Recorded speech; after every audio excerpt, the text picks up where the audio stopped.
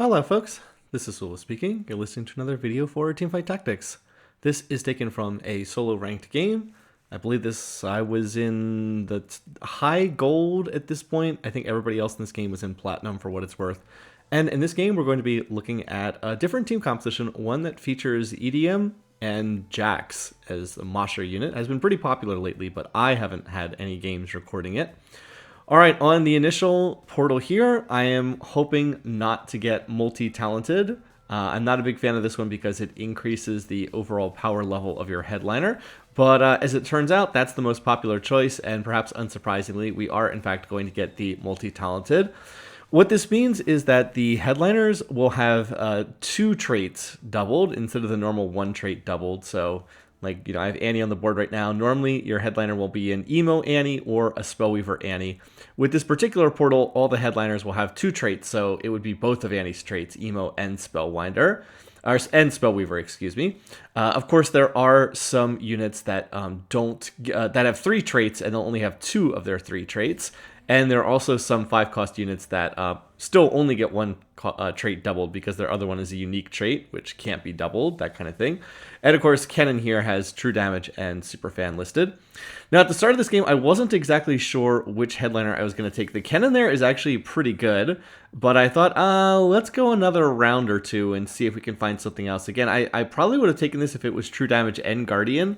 But I wasn't as big of a fan of the Superfan. Yes, not as big of a fan of the Superfan. I was just hoping I could get something a little bit better than this, even though this is a perfectly good option right there. I have an Annie, by the way. I had an Amumu, and then I have a Vex here as well. So the game was apparently trying to tell me that I should play an Emo opener. And then, I have this KDA Crowd Diver Eve. I was like,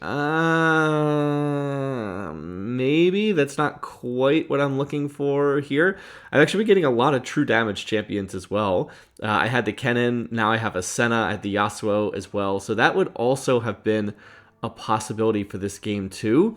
But I was like, if this was a different KDA unit, then maybe. But if this was like a Lilia, I definitely would have picked it up. But Eve is kind of like the least useful of the KDA units, so I was like, I'm not quite sure. I'm going to drop the Yasuo. By the way, their Executioner Augment, I was like, Expose Weakness, no, that gives me a Twitch, that doesn't really help me. So I was being very indecisive, which is unusual for me in these games. Normally I try to pick something. Learning Dispel would be great if I had an Annie headliner, but I just can't take that without having an actual Annie. I also have half of a Gnasher's Tooth, half of a Spear of Shojin there, but nope. Gonna get Nami, Disco Dazzler Nami. The problem is if I pick this, I don't have any frontline. I'm kind of hoping for a frontline headliner, so I still haven't picked a headliner yet, and my board is just really, really bad at this point in time. So I had this idea. I was like, all right, you know what I'm gonna do? I'm gonna look to sell one of these units. I'll sell, I think I end up selling the, I'm gonna sell the Kennen, put the Vex on the board, put the Annie on the board. But my logic here is I'm going to level, and I'm just going to try to get a 2-cost headliner, because you can't get the 2-cost headliners until you're level 4. There are the odds: 80% for a 1-cost, 20% for a 2-cost at level 4. I generally don't see the 2-cost headliners very much. I tend to see all of the other ones a fair bit, although not the 5-cost ones anymore because they lowered the odds of getting those. You kind of have to be level 10 to hit them reliably now. But I've always seen a billion of the 1-cost headliners because you always start the game with them. And normally I just snap up a 1-cost headliner. By the way, here there's a Yasuo, and I would have happily picked this up earlier when I had all those True Damage units. But now I've sold some of those True Damage units. I could potentially look to go in this direction and play True Damage, but I sold the Kennens, which is what's frustrating. Without the Kennens, I can't hit the 4 True Damage. So that's another. Oh, wait, there's one in my store. I could have done that. Never mind. Could have picked up the Kennen and then played 4 True Damage here, which actually would be pretty good with the Senna. So that probably would have been the better way to go.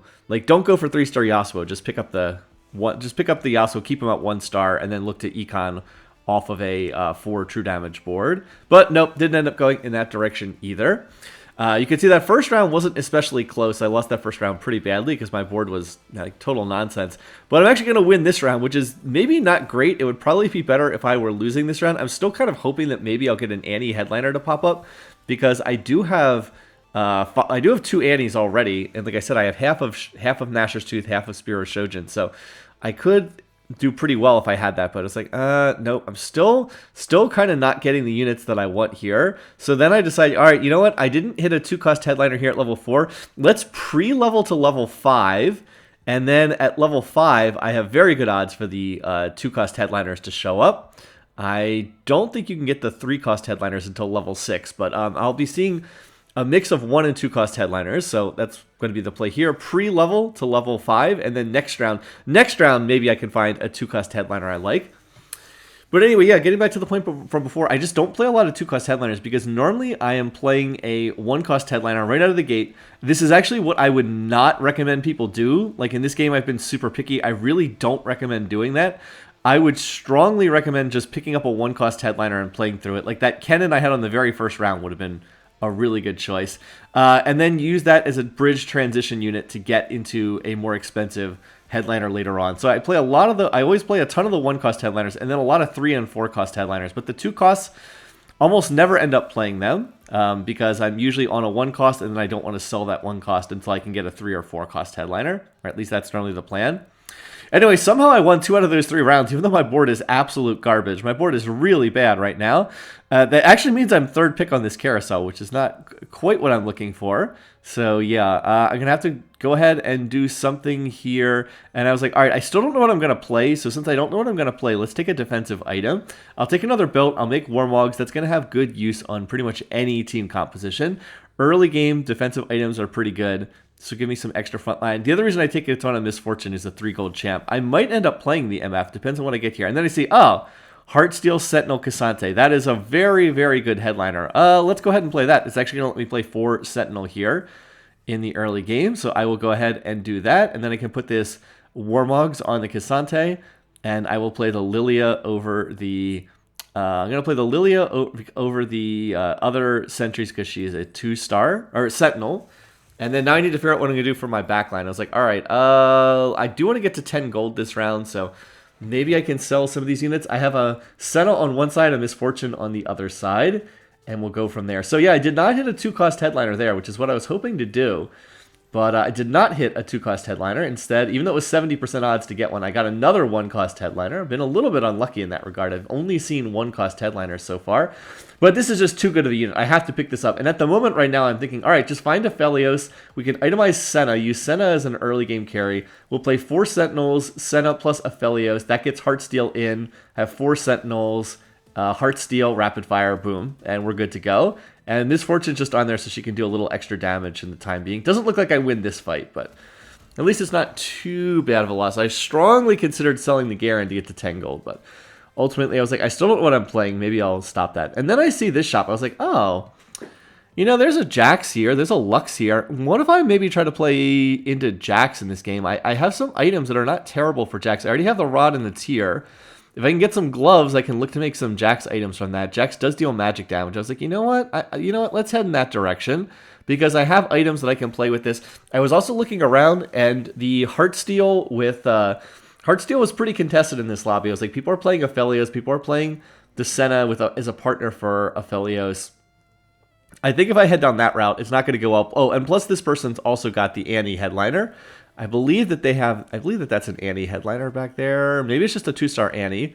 I could be wrong. But in any case, trying to play Annie didn't look like it was going to work very well in this lobby either. So I'm running the Cassante for right now. My plan was, I was like, all right, let's get to level 6. And we'll save up some gold on level 6. And then I'll roll and I'll look to hit the Jax headliner. This is a good lobby to play Jax in because the portal that we got at the beginning, the one where all headliners have 2 traits, that is really quite effective for Jax. By the way, there's a perfect loss, a 1-unit loss. Very, very nice there. If you're going to lose, that's how you want things to play out. And then I also have Luxes. I was like, all right, if I'm going to play Jax, I should pick up Lux. I think there was actually a Lux in the last store too, so I really should have probably picked that Lux up before. But in any case, now we can move out of these units here. That gets us to 20 gold. It's not a particularly good econ start, but whatever. We'll go from there. As I said, I'll run this Cassante frontliner. And by the way, like half the lobby has Cassante frontliners because everybody wants to get Heartsteel trait in for the extra econ. I was like, I'll run this until level 6. Well, as I said, save up some gold. Well, then we'll drop the Cassante and then look to find a Jax headliner. Jax will get both traits doubled. That'll be EDM and Mosher trait. That'll make it hopefully easy to play 6 Mosher, and 5 EDM. By the way, there's a Samira. That would have been nice, but no, it's a little late to pivot into country, and these items are really not what you would want for Samira either. So, and there we go. All right. And by the way, then I get 2 more Jaxes, and at that point I'm like, yeah, definitely Jax. Definitely want to play that here. That looks like the way to go. And out of these items, I was like, you know, well, we'll definitely try to put at least a rod on Jax. Start getting him some AP. Jax's itemization is you would like to get a Jeweled Gauntlet. Without Jeweled Gauntlet, he doesn't really do enough damage. So you'd like to get the Jeweled Gauntlet on him. And then in addition to that, you want Tankiness and Lifesteal. So Titan's Resolve, also very good on him. So I have half of that, although I might want to use that for frontline. And then you want some kind of lifesteal. Now, he does get some lifesteal innately from Mosher trait, so that's a little bit less necessary, but it certainly does not hurt to have additional lifesteal as well. If you play deep into Mosher trait, though, he has a much less of a need for lifesteal. Anyway, Jax is now taking over as the main carry. I've also got the Cassante still there, and there's Lux jumping in and sampling the Jax ability. I'll talk more about how the ability works in a minute. But yeah, feeling pretty good. Now I have direction, and I should be able to hit a Jax headliner, I think. I don't think it should be too hard to do that, hopefully. All right, we have our second augment here. For the first one, I just took, what is it? I took the one where everybody gets stats as units die, I believe is the setup. Anyway, we'll level and put in the Vi just to get Mosher trait in, and boom, there we go. All right, so this is going to be playing in through EDM and Mosher traits. Traits I don't normally feature. They've been kind of underpowered for a lot of this set, although Jax was buffed in the most recent patches I record this and has now become pretty popular. Mosher is the more straightforward trait. Moshers gain attack speed and Omnivamp, and it increases as they lose health. So at Mosher 2, the units get 20% attack speed and 10% Omnivamp. So, and then that goes up as they lose health. So more ranks of Mosher gives you more attack speed and more Omnivamp. So that's one of the reasons why Jax doesn't need that. But then, oh, well, wait, what's this? What is this person please give doing? They're pivoting into Jax as well. I was like, wait, you're going into Jax too? You didn't have any EDM units on your board in stage 2. I was like, oh my goodness, this person's now going to try to play it. They do not have a Jax headliner. They're just looking to go into the unit right now. So I was like, all right, well, I just need to save up. Let's just save up a little bit of gold. I don't want to sell the Cassante here. Maybe after the carousel, I'll have like 50 gold, and then I can sell the Cassante and then just look to roll for a Jax headliner after that. But oh boy, that's not good. It looks like someone's trying to contest me on the Jax, and you don't really want to be contested if you can avoid it there. Yeah, so they have the Jax. They have, what is it? They have the Jeweled Gauntlet already. They have a Hand of Justice, which pairs nicely with the Jeweled Gauntlet, and then it looks like they have like half of a Titan's Resolve. So yeah, right now, this is the level to roll if you want to hit the Jax headliner, is you would want to roll here on level 6, because you get 75% odds for 2-cost headliners, 25% odds for 3-cost headliners. So this is not good. I'm being contested, but I was like, you know what? I am not planning on pivoting. I am going to look to play this. I never played Jax. I actually have a good setup for it here. I'd like to try it out in this game. And our boards are just going to contest each other and see what happens. Well, I win this round. If there is one good thing, this person's taking a lot of damage. So there's a chance that they, if they struggle to hit this unit, they could just be out of the lobby pretty fast because they only have 43 HP. And they're kind of forcing this pretty hard. I don't know if they really should be forcing the Jax this hard, because they're not in great shape, and like they have fully committed to this. They have left themselves with no outs whatsoever. It's going to have to be the Jax or nothing else for their board, which is really not the way that I would suggest running things. Anyway, for better or for worse, I'm actually going to be third pick. I have 88 health still, which is kind of wild. I really didn't think that my board was that strong, but I did hit 2-star Jax pretty early on, and Jax does spike hard if you can 2-star him this early in the game. All right, so for this item, I really don't want more rods, or yeah, I didn't want more frontline. I already have some pretty good frontline stuff there. So fortunately, I'm able to get the bow, and that's going to allow me to make Titan's Resolve on Jax. As I mentioned, one of his best items, Jeweled Gauntlet, and then Titans is kind of the core of the build, and then you can kind of fill it in from there. Bloodthirster's not bad, even though he does physical damage, because Bloodthirster lets you, gives you additional healing and the shield. Here we go, we'll make the Titan's Resolve. All right, now I'm going to peek over at this person's board, and I was like, are they rolling right now? And wait a minute, wait, what? Did they just hit the Jax? It looks like they, yep, and just like that, they now have the Jax headliner. I was like, Really? You have the Jax headliner already? How much gold did you even roll? It doesn't look like they rolled pretty much anything and they just managed to hit the unit. I was like, oh my god. So that was, I was thinking, as I said, I was thinking about selling the Cassante on this level up and then immediately rolling for a Jax headliner. Remember, because of the portal, every Jax headliner will have both EDM and Mosher traits immediately, like right off the start. But no, that's not the case. Nope. They already have the Jax headliner, so it's not impossible for me to hit a Jax headliner.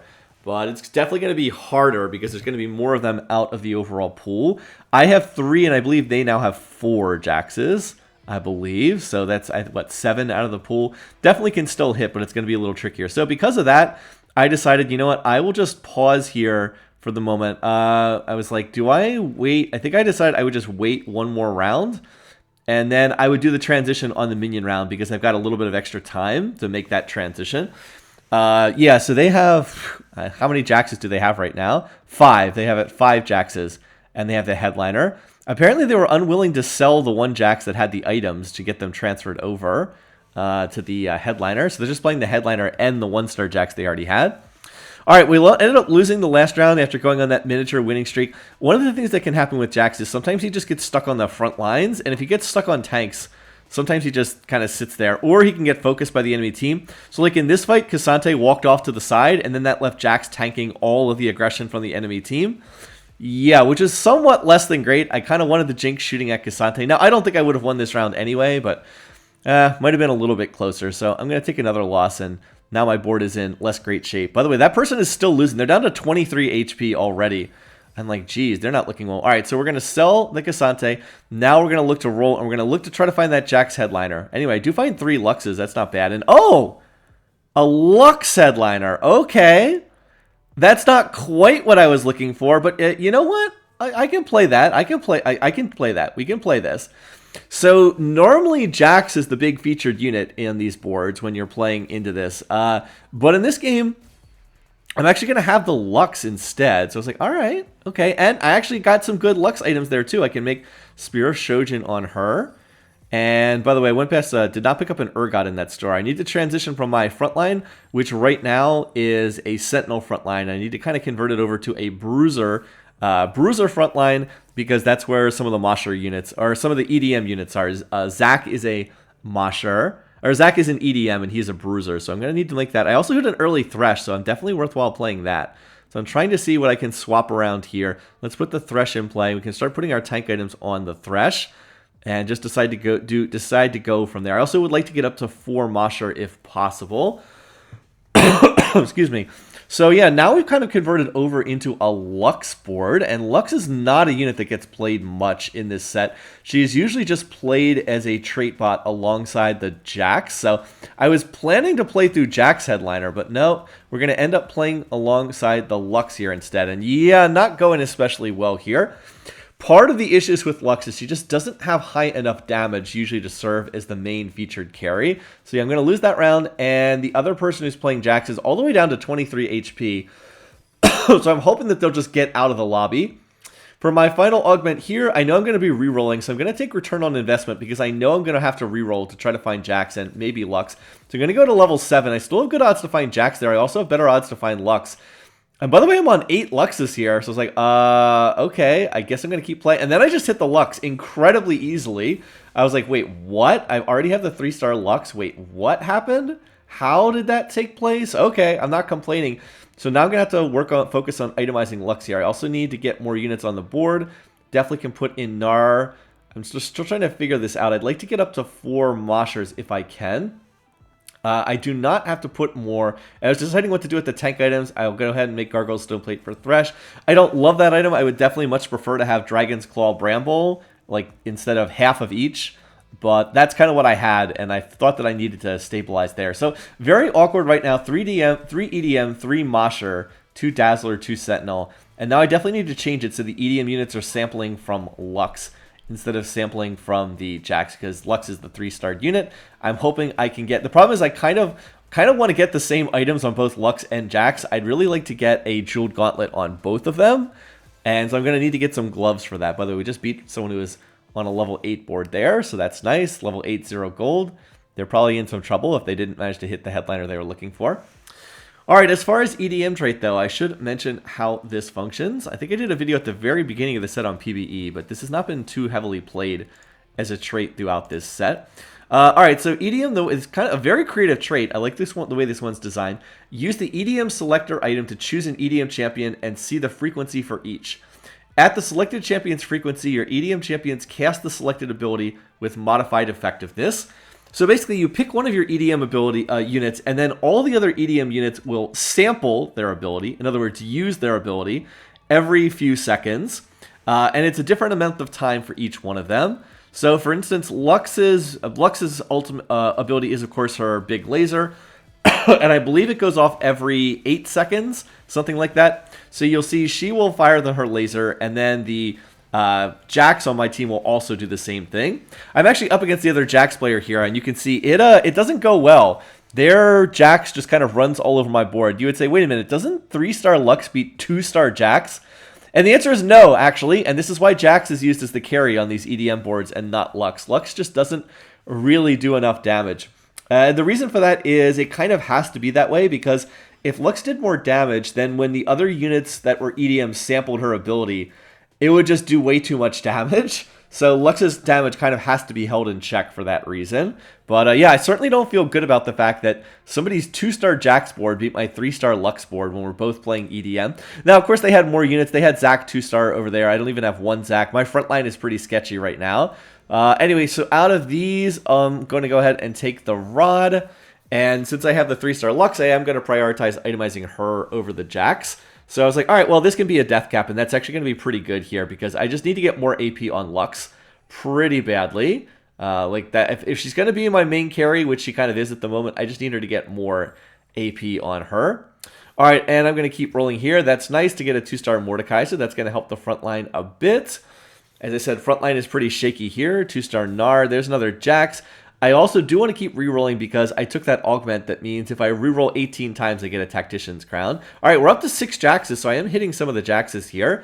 That's pretty nice. Again, I'm hoping I can hit 3-star Jax to go with the 3-star Lux, and then these are kind of the main pairing. Then I also will need to get another Guardian unit in. If I'm really lucky, I would find Yorick because he is both a Guardian unit to pair with Thresh, and he also has Masha trait as well, which would be super nice. But that does not look like it's going to be the case. Fortunately for this fight, Lux is on the correct side. She is targeting the Lulu, which is that person's carry. They have 3-star Lulu, I think, over there. So in this fight, can Lux hang in there long enough to kill everything with her laser? You might think that she would win this fight. And does she have the damage? She's just up against a whole bunch of tanks here at the end of the fight. Going to take out the Nico, and now she's up against, what, a Blitzcrank? Can she win against the Blitz? Yes. But wow, that was a lot of effort. Without the death cap, she definitely loses that fight. So yeah, we're still kind of hanging in there. I would really like to replace the Lilia with something better. I do want to get out of the Sentinels long term eventually. And I still have room for another item slot on Lux. Most ideal would probably be if I could get a Jeweled Gauntlet for her last one. Now here's another replacement. I put in the Nico here. I put the Nico in largely for Guardian trait. I kind of forgot that this would also give me Superfan. But then look at the item that Lux gets. She gets an Adaptive Helm. I was like, wait, her Superfan item is Adaptive Helm? That's not a very good item. And this is another reason why Lux is maybe not as popular as some of these other champs to use as a carry. This is just not a particularly good last item here. I really want something with more damage on it. All right, so in this fight, Lux's laser is able to take out part of the back line. I do need her to target that Ahri, though. She kind of spent a lot of the fight shooting at things that are not Ahri, because I had her on the wrong side for this board. So yeah, she's been killing other things, but if we don't kill Ahri, we're going to lose the fight, unfortunately. And it looks like it's just taking too long to get to that Ahri, unfortunately. So yeah, Ahri goes down, but can Lux now kill the front lines again? Up against 2-star Blitz, 2-star Echo? No, definitely not. So a bit of an unfortunate fight there. Lux did 12,000 damage and we still lost. So it's like, yeah, that's not great. It's not great that she did 12,000 damage and we still lost the fight. All right, I'll pick up Urgot as well. Pick up the Set you need on this board because Set provides Masha trait for Jax, and then he's a bruiser to pair with Zac once he shows up. I have not seen Zac. I have not seen Zed. It's a little bit unfortunate. Now, I am rolling on level 7 here. but I still have pretty good odds to see them. All right, we're going to get 2-star Urgot off that. That's not terrible. And I'm going to get a belt. I'm going to get a glove. That's nice. So I'm hoping I can pull another rod here and then put this on Lux. 2-star Thresh is actually really big. That's a pretty big one. I was going to think, do I play Kennen? But no, Kennen's just not as good as Nico. All right, there's the Zac. So now is probably the time we move out of the Sentinel front line and over to the Bruiser front line. I'm aware I'm moving from 2 stars down to 1 star, so that's a little bit sketchy, but still going to get that off. And then what do I end up doing here? Oh, I ended up making the Jeweled Gauntlet. I should have pulled this first and seen if there was a rod there. There is not actually a rod there, so that's not great. But I can do, what can I do here? I need to make another Lux item for sure. So I decided, I was like, all right, I'll make another Shojin for Lux. I don't love doing this, but I can at least do something with it. And then I guess I'll make an Evan Shroud. I'm not really dealing physical damage. I'm pretty much all magic damage, so this is not a very useful item for me. But at least it's something. And I'm up against the 3-star Riven. I'm not going to win that fight. So I'm in the process of converting my board over, but still not quite there yet. The Zac gives me another unit that can sample the Lux's laser, so it gets me to 4 EDM. It also decreases the time for how long it takes to get those casts off. So at high, but there's another Jax that gets me to 7, so I am getting close.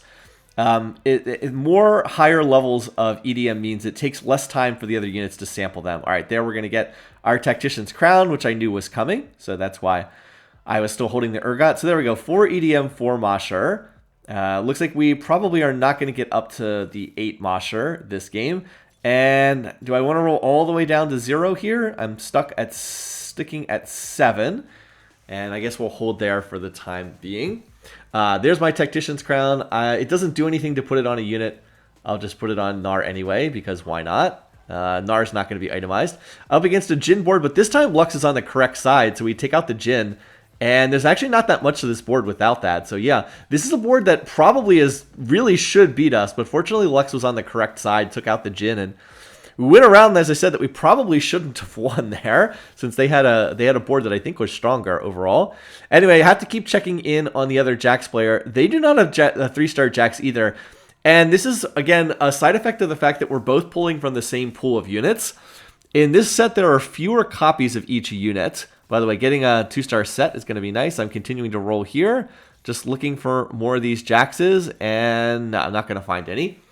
So in this set, in set 10, the number of units at each cost tier went down as compared to past sets. So there used to be 22 copies of the 2-cost units, and in this set there's only 20. They went from 22 down to 20. So if we're both playing Jax, I have 7 Jaxes. I believe the other person has 6 or 7 as well. That means it's very hard for us to hit the 3-star, because I think that right now there's about 15 Jaxes out of the pool, and between us, there's only 5 of them left. So I still need to get 2 more. I think that's still realistic to have that happen, but I'm not 100% sure if I'll be able to do that or not. So I'm still hoping that I'm going to be able to hit that. Anyway, on this board, it's just the Lulu for their carry, and Lulu's really not a great carry. She's a good utility unit, but she really struggles if she's the main damage unit on your board, even as a 3-star unit. And Lux with the double Shojin is actually doing relatively well as my carry unit. By the way, the other Jax player is down to 6 HP, so excuse me. Again, really hoping that they're going to get knocked out. Ooh, excuse me. Sorry about that. Bad time to have a sneezing fit.